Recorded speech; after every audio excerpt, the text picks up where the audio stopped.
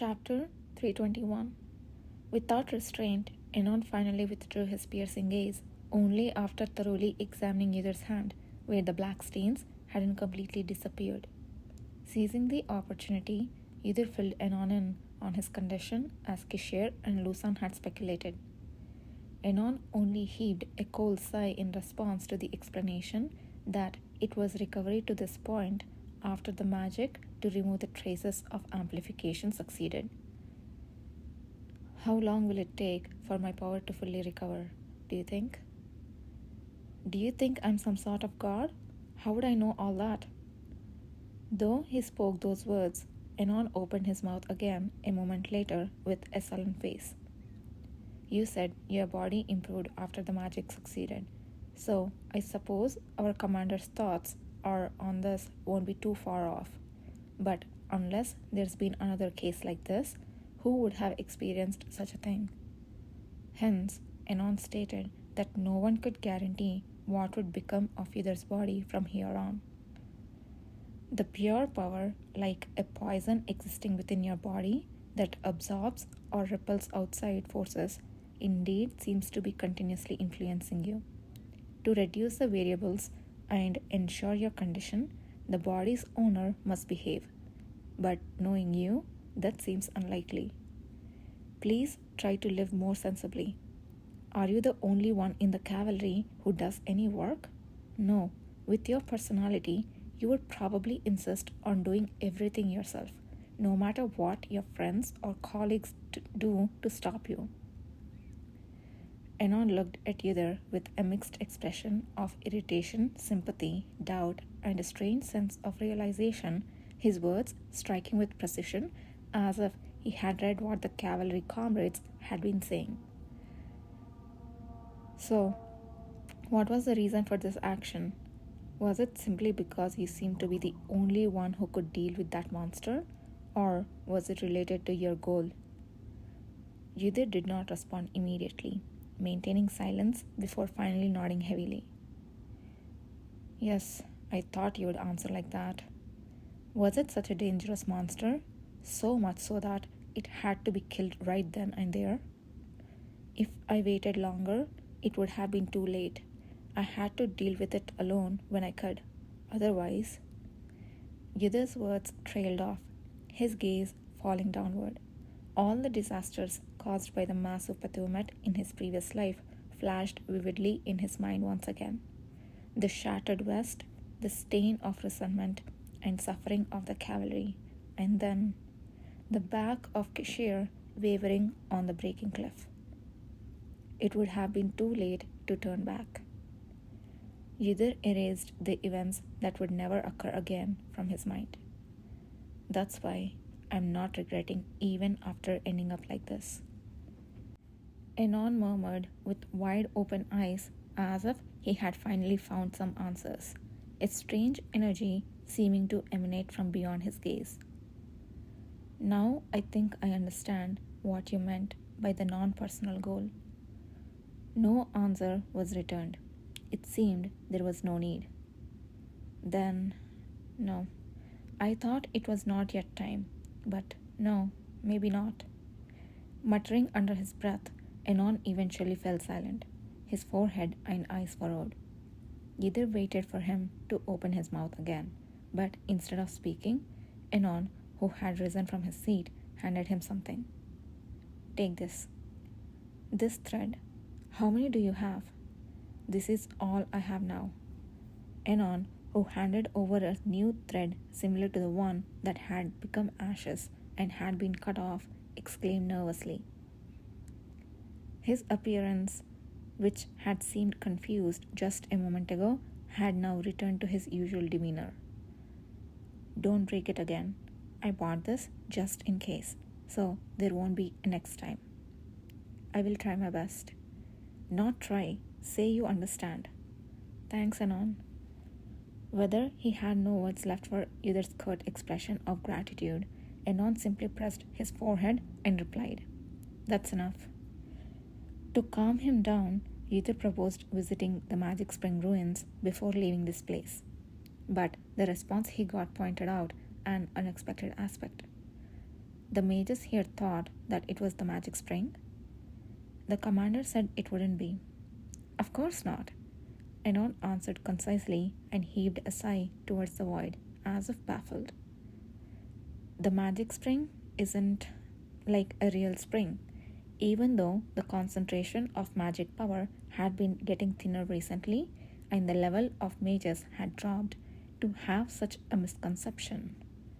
I don't know when the magic power began to pool here, but in my eyes, it was clearly artificially created. By human hands? Natural forces don't gather abnormally like this. The pure power that sustains the world has neither form nor will. Just as water can't stop if there's no place to pool, it means that someone must have dug the ground here to make the magic power gather. Who could it be? I don't know. Probably some greedy human, common everywhere. Anon said no more. His face looked as though he regretted speaking, yet also as though he did not. For the first time, either felt within his familiar yet unfamiliar expression a weariness like that of an truly aged elder. On the surface, Anon might seem nothing but young and not at all dangerous. But what was his true nature? What is a guardian? How much does either not know about him, and will there be another chance in this life to learn the answer? As either hesitated and was about to call his name, Anon abruptly turned and said, "Let's go. Don't worry about useless things and take care of yourself." And then he was gone, as swiftly as the wind. His resolute back seemed not to allow any more questions. The next day, Yidhir rose at dawn and went outside. Outside the base, fellow members who would accompany him, a few members of the Peleta Knight, those who had come to see them off, and a pile of already stacked luggage awaited. Yidhir. Amid the cold dawn air filled with mist, Gakane approached and lightly tapped Yidhir's shoulder. "I'm sorry, I can't go with you. Rest well until we meet again in Tainu, and take your treatment seriously. I will send you letters, so reply. And remember what you said to me before? The appointment offer? Yeah, that. It's still valid, right?" Yidhir nodded, looking into Gakane's green eyes, which seemed mixed with excitement and tension. "It's valid." Then Gakane finally smiled brightly, clenching his fist. The crisp dawn air made his reddened hair look even more vibrant. His appearance naturally justified the nickname Living Rose. "Good. I'm going to do a perfect job here, so look forward to it. By the way, I forgot to mention something back then, but success isn't the only thing that counts as doing well in a mission." "Huh?" Yidhir responded softly to the handsome man who opened his eyes wide. "Sometimes the best outcome is when everyone is safe, even if we fail." "What are you talking about? If anything, that's what I should be saying to you." Gakane burst out laughing. "It seems you have learned a lot from being seriously injured this time. Yidhir even said all these things. It's no joke." "Yeah, I understand. I will do my best to make sure everyone returns without injury." Gakane eagerly shook hands with Yidhir, clearly in high spirits. Following him, Kana, who appeared a little later, spoke to Yidhir, echoing similar words. "Yidhir, heed the commander's words and never overdo it. I am worried that your eye should be fully healed when we meet in Tainu."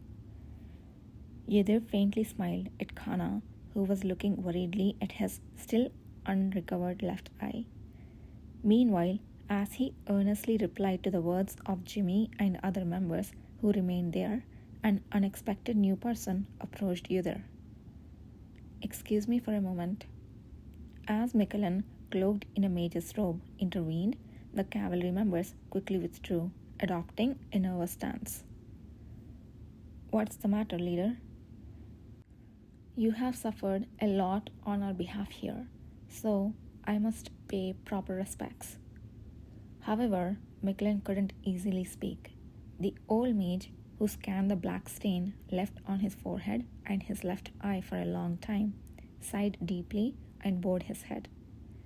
I, Micklin Punt, will never forget the immense favor I owe you for this incident. I am truly thankful for saving me and our union mages. If a day comes when you need help, contact me anytime. I didn't do it to erase a debt. That's why it's even more embarrassing. I know it's not so. Micklin said that he himself would go to Tainu soon, and if Yudhir ever came to the Western Mage Union there, he would entertain him. Although Yudhir wondered if he would ever contact them again, he said nothing. Ah, and about the magic spell that succeeded this time. As the talk of magic suddenly emerged, the eyes of the surrounding watching cavalry members simultaneously turned fierce. Micklin continued a little sheepishly.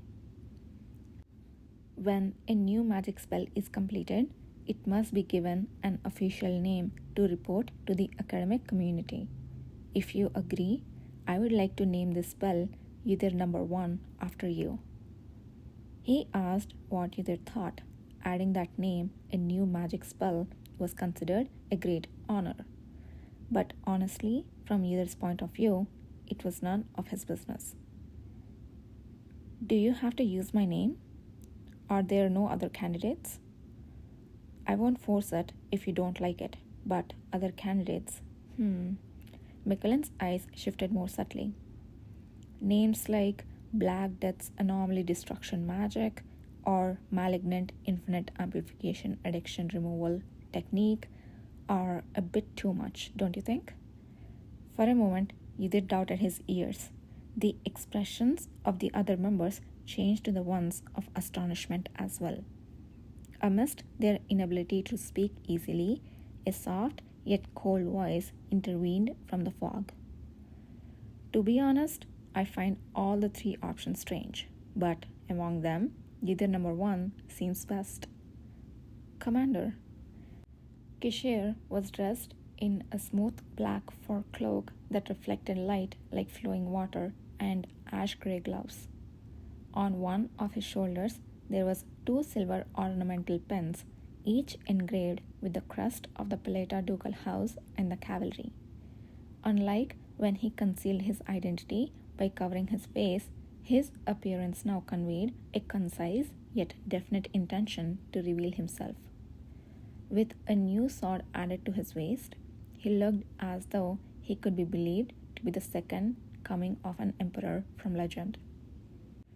Upon the commander's appearance, Yudhir turned his head, watching his suddenly energized colleagues with slight consternation. The red eyes met his, seeming to have been waiting for this moment, and sparkled with a pretty smile. How about it? Opportunities to leave one's name in history aren't common. If that's the commander's opinion, then I'm fine with it. Then let's make it Yudhir number 1. Micklin quickly made the decision. Kishir watched the retreating figure of the old mage, a smile playing at the corner of his lips.